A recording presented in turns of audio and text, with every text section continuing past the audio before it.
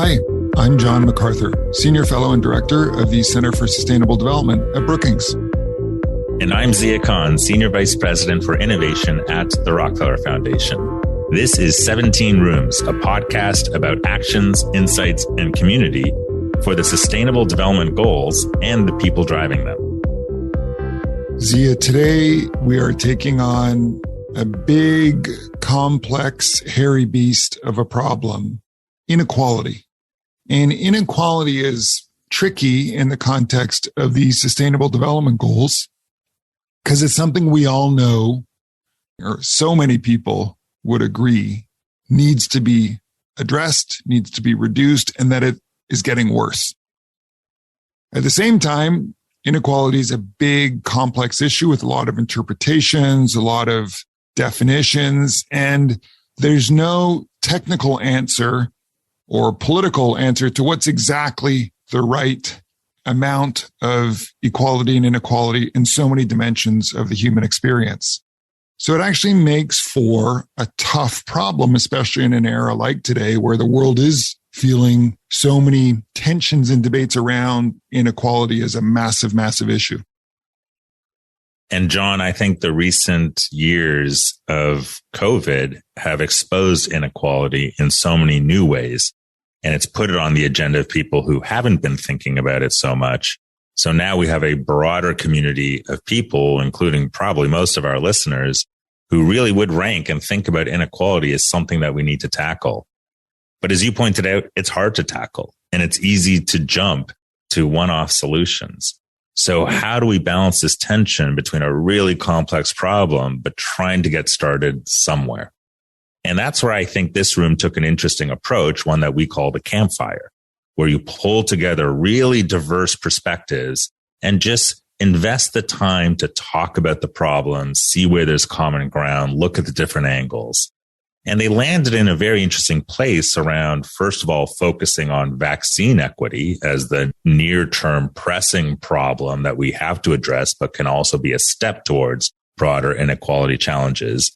And then thinking about what are the issues we should really focus on.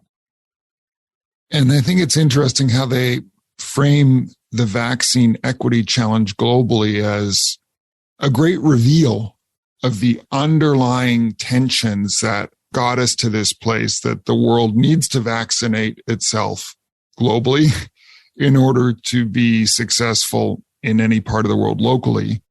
And there are a few tensions that I think come up in this type of conversation. So for our listeners, you might want to look out for first this tension between how do we tackle that local aspect of inequality at the same time as we tackle it globally?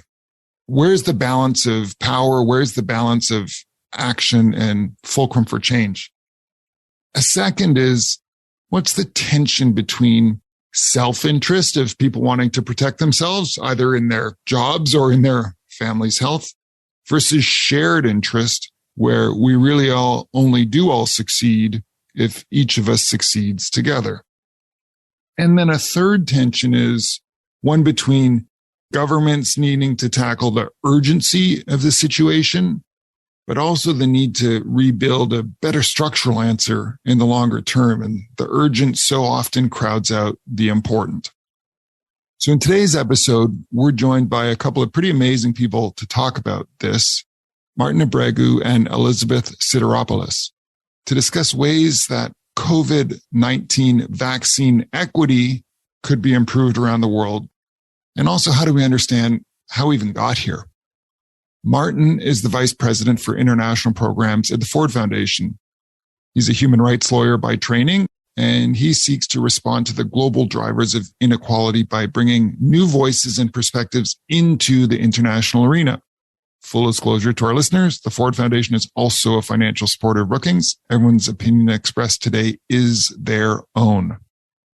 Elizabeth is the CEO of the South African Institute of International Affairs. She's an expert in South Africa's foreign policy, South-South cooperation across the so-called developing world, and the role of emerging powers in Africa. She has more than 2 decades of experience in the field of politics and international relations.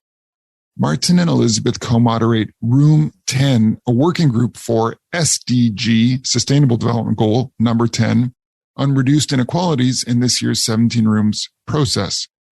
For new listeners, 17 Rooms is an approach to spurring action for the Sustainable Development Goals.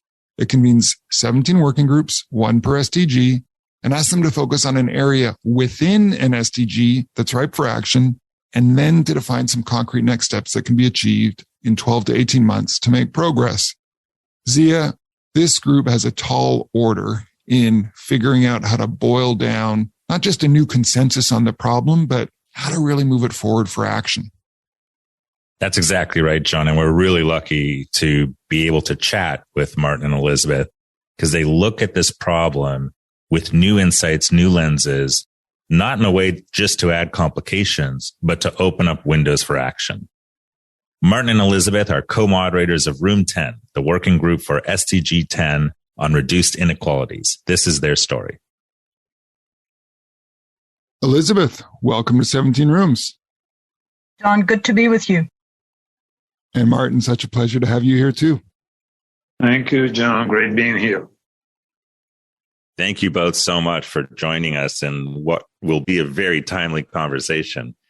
I'd like to start by asking you both your stories for how you got involved in your work in these issues and came to 17 Rooms. Maybe, Elizabeth, we could start with you. My background is actually in international relations. It's in foreign policy. But you know, that terrain has changed so much since I was a student, which was a long time ago. And, you know, international relations is not just about great power politics, but it's also so much about development, about issues that deal with lives at a local level and how the global impacts on the local, and of course the other way around. So in fact, over the last several years, both I and colleagues at the Institute have really been working on issues of development, on the SDGs, on issues of inequality and so on. And of course, I come from a country where, you know, sadly, inequality is our middle name. South Africa has the highest inequality in the world. We are still nearly 30 years after the end of apartheid, grappling with the legacy of apartheid. And inequality is probably the most prominent feature of it, but it is supported by two pillars, by poverty and by unemployment. And just a couple of weeks ago, the latest statistics, just to put you in the picture on unemployment, show our rate to have gone up to just under 50%. That is significant, and it comes on the back of a COVID pandemic that has really affected the most marginalized people, not only in South Africa, but across the developing world, and obviously to perhaps a lesser extent in the developed world. And the fact is that at this particular point where we are in global affairs, if we don't really seriously grapple with these issues, these socioeconomic developmental issues, the polarization that we've seen in the world that's become much more intense over the last several years is just going to become much worse.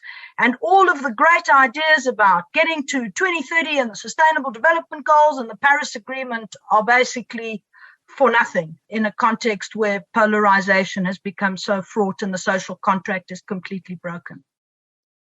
And Elizabeth, if you could tell us how you got connected to 17 Rooms.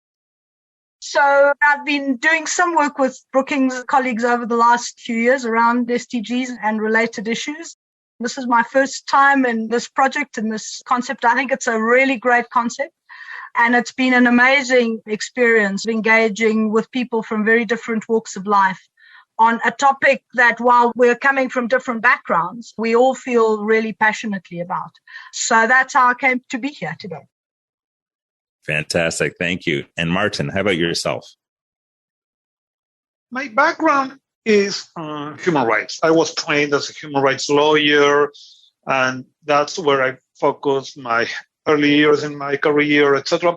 But as you start working on human rights, you realize that unless you really bring the inequality framework, all the work that you do around human rights is limited. Yes, of course, in the 60s and the 70s, maybe even in the 80s, having a sort of universal vision of human rights was meaningful. But beginning in the 90s, it became evidently clear that human rights was not distributed evenly in society. And I always remember this guy from a favela in Brazil. He said something like, I heard that human rights are great, but to me, human rights are caviar, right? People say it's great, but I have no idea how it tastes. So that kind of idea made me really engage on working on issues around inequalities, still with a human rights perspective, but really leaning more into understanding how all these great principles were not enforced or accessed in the same way across different lines. And again, my background was working at the national level. I started working in my home country, Argentina. Then I moved to work in South America more broadly, more like at the multi-local level and comparing between Colombia and Peru and Chile and Argentina, and etc. But eventually, it became evidently clear that any meaningful work around inequality needs to happen at the global level. And there is no way that you are going to be addressing the global trends of inequality working at a national level or even a multinational level. So that's where joining the Ford Foundation and really thinking, okay, what are these global trends that we need to address? But at the same time, my bias has always been about these local experiences. And therefore, to me, the challenge has always been about connecting the global with the local, because having only a local conversation is not going to help us addressing inequality, but having a global conversation without paying attention to people on the ground is not going to solve our issues. So that's how I had this great conversation with John, like, I don't know, John, that may have been probably 3 or 4 years ago, where we were basically discussing this idea of we are not going to reimagine globalization with a bunch of globalists, right? We need a perspective around globalization that is about bringing new players into the conversation. And that's how I ended up engaging in 17 Rooms, because actually I see 17 Rooms as an amazing opportunity to really discuss all these global issues, but with very diverse perspectives, and not only in terms of thematic expertise or even the kind of work that you have been doing in the past. But most importantly, to me, it's an amazing opportunity to bring people working at the local level to engage with people working at the global level. So that conversation to me is a unique asset of 17 Rooms and one of the key reasons why I continue to be excited about this process. Well, we're so grateful to both of you for bringing that energy and perspective, and we take the compliment to heart. This is useful. I'm curious how you would each describe that tension between global efforts to tackle inequality and local efforts to tackle inequality, especially in the modern era, because there are a lot of people who feel that tackling inequality globally is just boiling the ocean. You're not going to make progress because so much of the brass tacks, politics, constraints, vested interest is local. How do you think about the best entry points for making progress internationally on those local dynamics? That's a great question, John. I don't think it's an either or, and the two dimensions are intricately connected. Clearly, at a domestic level, the policy choices that governments make will have an impact on whether in that particular locale inequality is reduced or inequality is increased. You can look at the two most preeminent cases of inequality in recent times, South Africa and Brazil, and over time, they've had a number of policy choices that have helped to perhaps improve the rating a little bit, but certainly in the South African case, we've regressed again, and that might be policy choices around social protection schemes, incentives to get kids to go to school, and so on and so forth, like Brazil has also done. That's critical, and that really is within the domain of the particular country and the particular government. And I think where you also have a very active and engaged civil society that is also constantly advocating and campaigning for some of these issues, that's important. So that's the domestic. But there are also certain things that are the superstructure. And so we can look at the local and we can say the government didn't do well on this and they didn't do well on that. But, when you also have the rules of the game at the global level that sometimes actually really, really constrain the way in which you can operate and the way in which you behave, it also places constraints on the policy choices you make. I'm not suggesting for a moment that the government should abdicate their role in making good policy choices because they can blame it all on the superstructure. But there is a very real problem in that terrain. And just to give you a couple of examples there, international taxation and the way in which the issue of illicit financial flows is not just about corruption, but it's also about companies being able to really siphon off in a very legal way a lot of money, which they should be paying in tax, for example. This has been a big campaign of the African continent. The global rules allow that to happen. And when they change, they don't really change with the little guy in mind. The recent agreement on taxation changes enough to deal with the issues that are really important for the global north, for the developed world, but perhaps it doesn't plug all the gaps that we would like in the developing world to plug. And of course, the other big issue, for example, is pharmaceuticals. The big issue of 2020, 2021 has been vaccines, but more broadly, pharmaceuticals and intellectual property rights. If you as a developing economy do not actually have the capacity to produce or the technical know-how to produce, and one of the biggest issues in that regard was, for example, the problem of HIV/AIDS in the late 1990s, early 2000s, and patents and IPR, you'll have to pay through your nose in order to actually provide your citizens with what should actually be one of the basic fundamental rights around access to healthcare. And those are things that countries on their own can't deal with and can't address. Now, how do you make that connection? Well, I think there is a role for civil society advocacy. I don't know how far this can go because certainly in the last couple of years it hasn't gone very far. There is a case to be made that as human beings, our primordial instincts are survival first. So let's forget about the prefrontal cortex. Let's focus on the back. And that we believe that if we feel under threat, we must protect ourselves first. What we've actually seen in the last 2 years is if that is the thinking that will dominate in the way in which leaders and countries as a whole respond, that isn't going to actually help us deal with some of these transnational interlinked challenges that require the rules at the top, at the global level to change in order for us to actually feel the difference at the grassroots level, at the local level in various countries. Martin, maybe that's actually a nice bridge to this question of entry points, but in the context of what the room has been working on, because I've often described the world of politics is a three-tier chessboard. There's the community leader, and they're always feeling constrained by the federal or national government. The national government is always feeling constrained by the global system. But you're also upending that a little bit, saying there's a gap in leadership at the top of the top everywhere. And Elizabeth, just if I were to paraphrase, described the lizard brains that are of self-interest that people are using that are avoiding the higher reasoning of shared interest.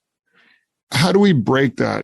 How do you think about vaccine equity as a decisive challenge for that higher form of shared interest?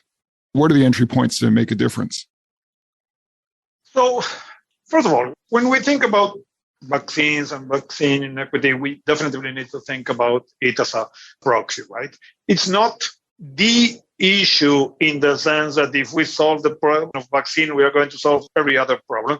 But it is the perfect example of everything that is wrong with the systems that we are dealing with. So in that sense, that's why vaccine inequality is so important, because it makes such a compelling test case about everything that is wrong and everything that we could do to get us to a different place. Because I don't want to use the word the beauty, but the beauty of the vaccine inequity case is that actually, it's a super easy to solve problem, and we are still unable to solve it. So we know what's the problem. We know what's the solution. We know it's not expensive. We know we have the capacity. So why is it that we're not solving it, right? So to me, that's the reason why focusing on this problem is so powerful. The question here is, if it's so easy, so simple, etc., how come we are not solving it? And this has to do with the fact that we are into this vicious cycle that it's actually not allowing us to identify easy entry points to disrupt it. And basically, even though we know that until we are all safe, no one is safe, we all want to be safe first. And Elizabeth, you may disagree with this, but I wonder what would have happened if a new variant would have showed up in a neighbor country from South Africa. Do you think that South Africa would have not closed the limits? I'm not sure. I think that most countries would have done what the UK or the US did. Not that it's the right answer, let's just be clear, but I think that we have this challenge between what we should do and what we are asked to do tomorrow. And how do we manage that? In one of our meetings, someone said something that I found revealing. I don't remember, the prime minister of some country in Europe, actually, I think it was, said something like, we all know what we need to do. What we don't know is how to get elected after we do that. And that's the challenge that we have these days. We have this vicious cycle that, even if we know that there are all these potential answers, we have all these collective demands coming our way, and we cannot respond in the way that we expect, and etc. And everyone is trying to save themselves first. So to me, at the end of the day, is how do we get better at solving collective problems? Is this the collective action, not in a sense of how do we bring more people to do certain things, but it's a collective action problem in the sense that we all need to solve it together, but no one is willing to take the first step. And this actually, John, I think it's the key challenge that we have here. And that's where the lack of leadership is coming from. It's not because our leaders are not smart. It's not because they don't see it. It's because we all got the wrong incentives. So at the end of the day, how are we going to come up with the right incentives? In order to come up with the right incentives, we need to work at many different levels. One of the things that came up during our conversations within the room is like, how do you build national constituencies asking for something different? There is an article today, I think, all these countries in the north rushing to give boosters to people. I haven't heard anyone saying boosters are not the priority. I am not going to get my booster because I want that shot to go to some country in the global south so we don't have a new variant. I haven't heard one single person, and I actually not sure I will do that tomorrow if you have the possibility to access a booster. So this question here is like, how are we going to get the right incentives? So in that sense, I do think that, again, going back to the whole idea of 17 rooms, it's an interesting one in the sense of, can you start creating a slightly different understanding of what kind of agreements and what kind of responses we need to come up? And how do we deal with the fact that we need to give those leaders a powerful reason to do the right thing? And that's why in our room, we spend a lot of time focusing on selfish reasons. There is something tricky about selfish reasons, but at the end of the day, there has to be something there for people to be able to explain why they are doing what is the selfish long-term response. You're raising this really interesting point about selfishness and doing the right thing. And I also think we're having this conversation in the context of a very interesting situation where the Omicron variant is coming up. And it's something that so many of us are banging our heads against the wall because we saw this coming for about a year, that if we don't get the world vaccinated, this is what's going to happen. And I have this theory, it could be a naive theory, that most people show up to work thinking they are doing the right thing and that they are acting in a fair way. But as you had pointed out, political leaders have this tension of well, if I don't impose a travel ban, I just won't get elected, and therefore I won't be able to enact the agenda that I believe in, et cetera. I'm curious, as you analyze this very current situation that's happening with Omicron, are there some targeted things, very specific ideas based on your room discussion or just as you're analyzing the situation, that if we had just changed the incentives a certain way, if we had just been able to create a little bit more awareness with a certain group of people, are there some targeted opportunities as you analyze this current situation that we could use and generalize more broadly? One key question here is the question of timing. The moment that you have a new variant, it's too late to tell people, don't close the border. Basically, we should have avoided the new variant. It was feasible. One key thing that we need to get better at is to stop short-term thinking. And we had a lot of short-term thinking throughout the pandemic. One thing that we tried to do in our room was to do okay, we are not trying to have a solution for tomorrow, but can we be in a different place next year, at least, right? Or 2 years from now, or actually 10 years from now, because what we want to ensure is that there are some important lessons here that will save us from the next pandemic. That is certainly going to happen, and we know that too, right? So honestly, I think that if we learn some stuff here that is going to get us to a better place 5 years from now, it's not a small thing.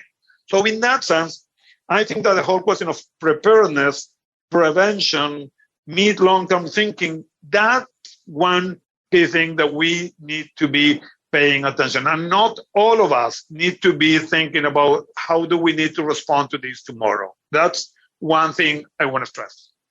Second thing, we start with conversations with a bunch of governments that lack legitimate power. These governments do not have the legitimacy of the governments that we used to have in the 50s and the 60s. Basically, all these governments are running from behind. They need to be responding to people in a way that is complicated. That's why they don't have the room to maneuver to say, trust me. These governments cannot tell people, trust me. Trust me, I know what I'm doing. Give me some time to answer this problem. This question of lack of legitimacy is directly related to inequality. Because basically, what you are seeing is that all your governments are unable to stop the biggest challenge that you're facing. And this is, again, where the global and local comes together. If inequality is increasing everywhere in the world, it's because it's about global trends. It's not because all the countries decided that suddenly they wanted to become more unequal, right? It's because there are some global trends that it's a race to the bottom that started in the 80s and that took us here. So in that sense, we have global trends and local impact, local negative impact. What we need to do now is to try to reverse them. Can we build upon those local trends against inequality to build some kind of global will against inequality? That's what this work is supposed to be about. That's why the kind of alliance that we need is an alliance that we are not used to, because it's not only about civil society. It's not that civil society are the good guys and governments are the bad guys, and etc. What we need is an alliance that is going to bring these players together in a different way. We need an alliance that includes social movements, that include civil society, that include governments, that include people in international financial institutions that are also trying to do the right thing. And that we all together start addressing those local trends. So that's where the different incentives can come up. Because right now, each of these groups is trying to solve the problem from their own point of view. Civil society is trying to persuade their governments. Governments are trying to persuade multinational organizations. And what we need is a different kind of consortium that is bringing the right kind of players into a different conversation. We could go truly for hours on this because there's so many underlying complexities. Each issue has a root and each issue has so many stakeholders that need to come together. The place you were going really did make me think about South Africa, because as Elizabeth was saying, there's this deep challenge of worsening inequality within South Africa, but also there's this inequality of how South Africa has been treated locally and the punishment in a sense that it received for having such a strong epidemiological surveillance system, which led to the travel bans and so forth, and many people charging hypocrisy and no good deed goes unpunished. But as Martin said, it's not entirely clear that a country would have acted differently if it was a neighboring source of the information. How does this feel from South Africa's perspective, and how these coalitions for change looking forward might come together? So I think the point that Martin has made about multi-stakeholder alliances is absolutely correct. I think the way in which you also begin to change some of these narratives is also through bringing in people from different constituencies. I think the point that Zia made is correct. I don't think people go to work thinking they're going to do bad, at least not most people. So I think that's an important point. What is interesting, of course, in the context of the South African experience since mid-November, is that the variant was actually found both in South Africa and in Botswana, our neighboring countries. So we were all affected by it. And I think the point that Martin made about the extent to which a country would respond by closing off its borders, it's a valid question. And certainly in a developing country context where you also have fewer resources at your disposal in order to be able to deal with the pandemic, that becomes an even more pertinent question in terms of how you would protect your population.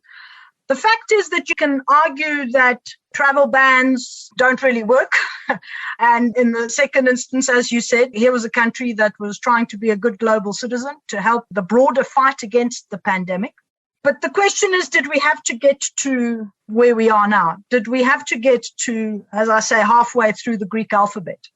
And did we not expect that this would be the case? And there were a number of proposals on the table from early on in terms of how you deal with the pandemic. Most people feel like we shouldn't be where we are.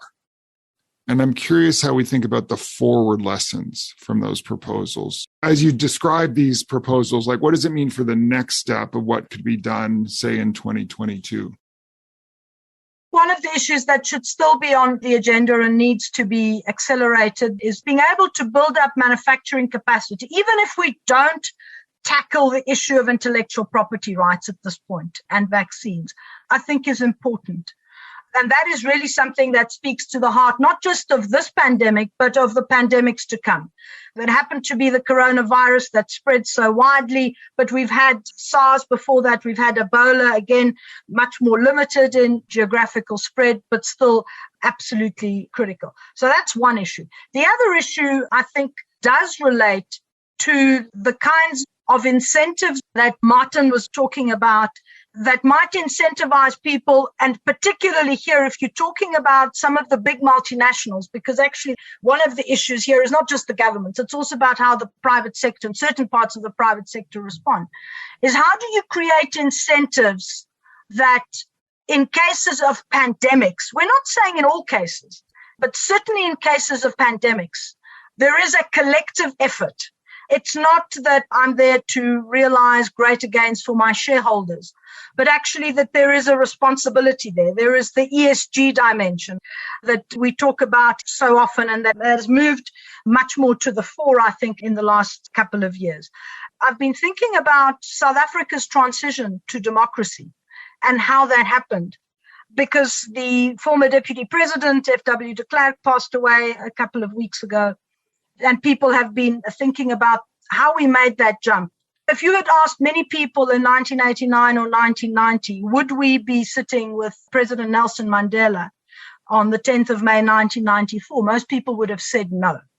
But what F.W. de Klerk managed to do, for all his baggage, and there was lots of that, was he managed to bring a constituency with him that 4 or 5 years earlier nobody would have thought was actually possible.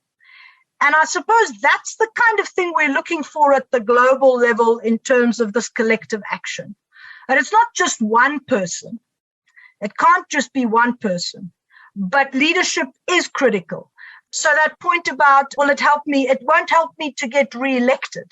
That's a short-term and very, very real concern for politicians. But F.W. de Klerk lost power. He negotiated himself out of power. And I'm not suggesting that happen across the board, but it does mean that there actually has to be particularly at the leadership level, that broad sense of the picture, that in many of these challenges related to inequality, if we don't tackle them in a global way and think about ourselves first, we're cutting off our nose to spite our face. It does require leaders to help change the narrative and get their constituency to follow them. And that's about trust. And that's about the social contract. And I think that's the biggest issue. And how do we create trust? Hell, it's difficult. And this is what we're facing in the world today, is that complete break of trust between the governed and the governors. And that's where I think our big problem is. And that's where we also have a dearth of leadership.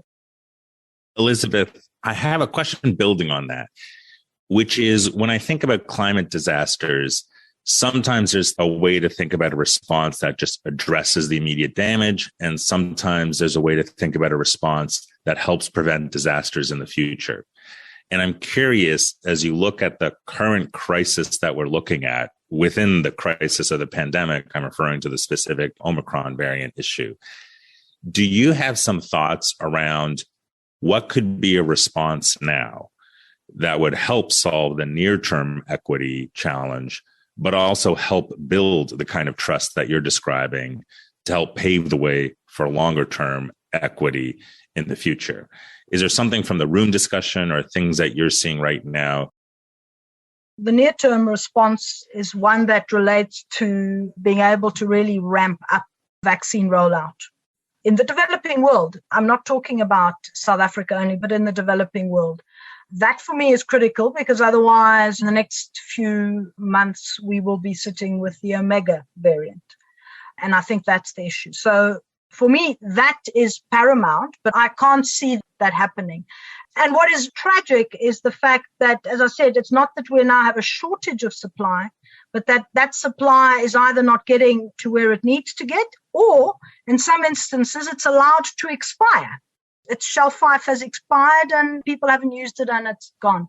We discussed this in the room as well. The IMF brought out a study a little earlier this year, which basically said that vaccinating the world, although now I would argue with the Omicron variant, it has probably changed a little bit because vaccines may need to be adapted, it would cost $50 billion. That's really not a great deal of money when you think of the havoc that it has caused to the global economy. And the fact that in the developing world, it has also caused many countries to go into serious debt distress.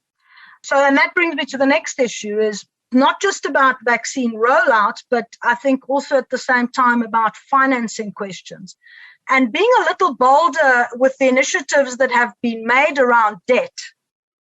And I would argue, and Zia, you spoke about climate change, and climate finance is also a dimension of it. And when we talk about the just transition in that regard, how do we ease the burden on developing countries to actually be able to come to grips with some of the significant public health and socioeconomic challenges that we've seen in the last 2 years, as well as the really significant climate change issues around drought, flooding, and parts of Africa as well over the last year that have just created a perfect storm? And that is a slightly longer term thing. That's not a near term thing, but it is also about thinking about how we do financing. And whether our financing actually is the problem, is as much a problem as it is a solution when it comes to dealing with the pandemic and with climate change. I'm afraid we only have a few minutes left in this conversation, but I'm curious, Martin, your take on this question. For our listeners, many of them might be listening right now and saying, it's just so complicated. Inequality is this perennial challenge. Just feel it's getting worse. It's out of control. How do you think about this sense of next steps? It's always the 17 Rooms question, next steps. I think Zia was getting at that. What could make a difference to some piece of the puzzle? How do you think about that, Martin? I fully agree that all of these feels overwhelming. We don't necessarily know where to start. I think that when we go back to this question of the incentives, we see that these are all the wrong incentives, and you are a good global citizen and then you're punished. I think that the best possible scenario is accepting the fact that a lot of key players need to do both. They are going to do a bunch of things that are problematic, and at the same time, they need to do much more than that. So at the same time that there may be travel bans, there may be specific money to ensure that all HIV people get vaccinated ASAP. let's put a focus on that now that we know that there is a risk. So I think that the key point here is to accept that some things we are not going to like, but they need to happen because of some local dynamics or whatever, but there is much more than can be done. And that's where I think that we also need to pay attention to us, because I think it's super easy to think about lack of leadership as someone else's problem and not as our problem too. So actually, when I hear all of us having this conversation, I wonder, okay, and what are you guys doing to fix it? And, honestly, not enough. We are not doing enough together. We are not building the coalition that we need to build. We don't have the leadership that we need. We need a different kind of coalition. We need a different kind of leadership that is actually going to be able to engage with these key players in a different, smarter, more strategic way, both in the short term and the long term. So to some extent, if you ask me what's the next step, let's just start putting our own house in order. If we really think that this is so easy to solve, how do we bring the key players from our side to bring all these efforts and to be able to engage with the people who can solve these problems in a meaningful way? And I actually think that the pandemic in that sense is a tricky issue, because it's very difficult to organize what we could call the victims of the pandemic. Because we are all victims of this pandemic. It's difficult. Like when you had a pandemic like HIV, the HIV movement organized itself in such a powerful manner because of a bunch of reasons that made them come together in a very powerful way. We don't have that now. Solving this problem is not my daily job. It's not Elizabeth's daily job. It's not John's, your daily job. Whose daily job is to solve these issues? Honestly, you can say WHO, it's not working, right? It's like, whose daily job on our side, whose daily job is to really make this change happen? So if you ask me, next step, that to me is the big question. How do we start putting our own house in order to create our own leadership that can definitively start pushing that other leadership that is supposed to be out there, having the tools to address these issues? So I don't know if this is the kind of answer that you were looking for, John. I know that it's not a very optimistic, but I do think we need to be realistic that we are not doing everything that we can. We like to usually ask people for their vision of success by 2030. I think you've both just outlined it in a very multi-layered way around all the types of things and incentives that need to change. If we could just ask each of you literally for a sentence or two of what's one thing that gives you hope that things could get better by 2030. You're both such serious and deep intellects on these issues. I think people would be really interested to hear what's something that gives you inspiration for where it could go. The fact that there are many people, many organizations, many actors across the world who are actually having these discussions, pushing these issues, advocating. This is not a one-sided debate. I think the awareness has become much more acute in the last couple of years. As I said, it doesn't mean we've sorted out all our problems, not by a long shot. But I think that's so critical. That gives me hope. The fact that, firstly, that we have amazing global frameworks like the SDGs, which were created by us, the actors that we're talking about today, and that the debate and the narratives are constantly evolving and being shaped. And there are people out there who feel passionately about these issues and are fighting for them. Martin? We are in a moment that we all understand how inequality is making everything much more complicated and more unfair than everything. So to some extent, I think that there is not really a meaningful conversation to have around inequality any longer. And that basically opens up an opportunity and a challenge.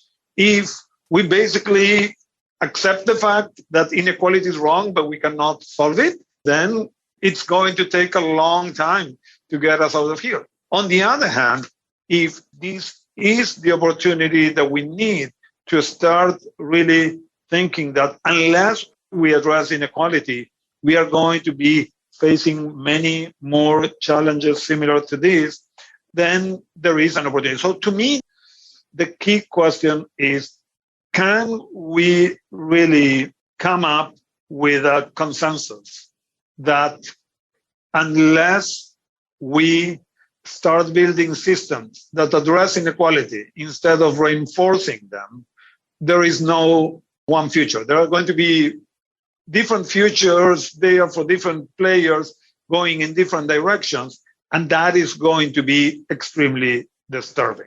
And the idea that a global world actually brings us together in a way that could be also positive, but also very unsafe, so risky, etc. So in that sense, I feel like this is what success would look like. That to really reach that consensus, we need to come up with those systems sooner rather than later. So again, very broad answer, not exactly something that will be like a very immediate success. It took us 50 years to get to this place. It will take us at least a couple of decades to make some real progress. Well, I just want to thank you both for your leadership in the room, for this very insightful and very timely conversation that we've just had. Thank you, Elizabeth and Martin.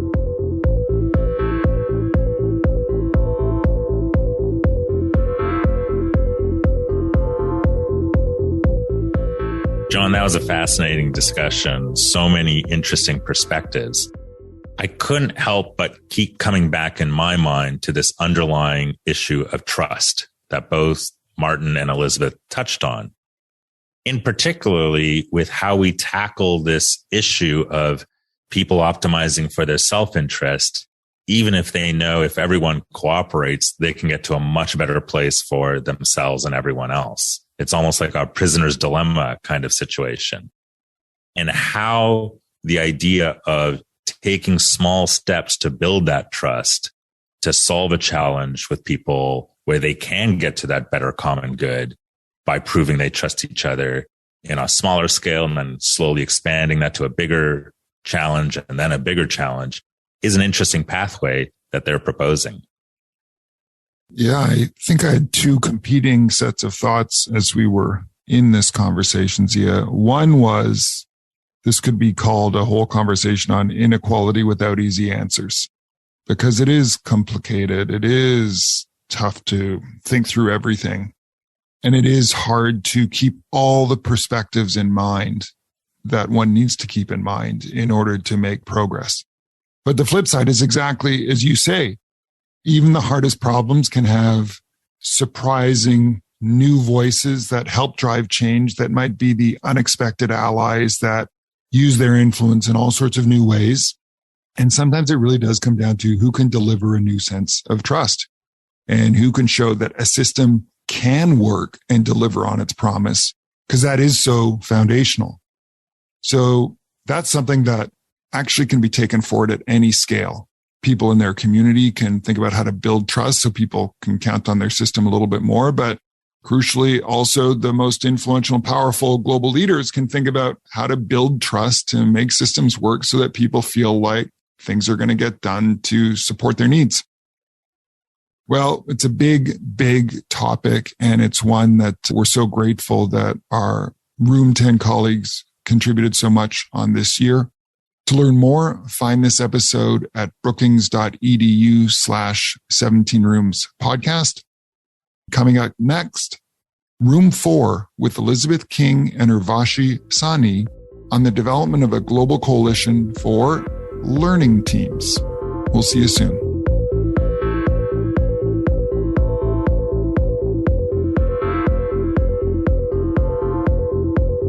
I'm John MacArthur. And I'm Zia Khan, and this has been 17 Rooms. Our thanks go out to the guests you heard today and also to the production team, including Fred Dews and Alexandra Bracken, producers, Jacob Taylor, associate producer, Gaston Reboredo, audio engineer, and Nicolette Kelly, audio intern. The show art was designed by Katie Maris.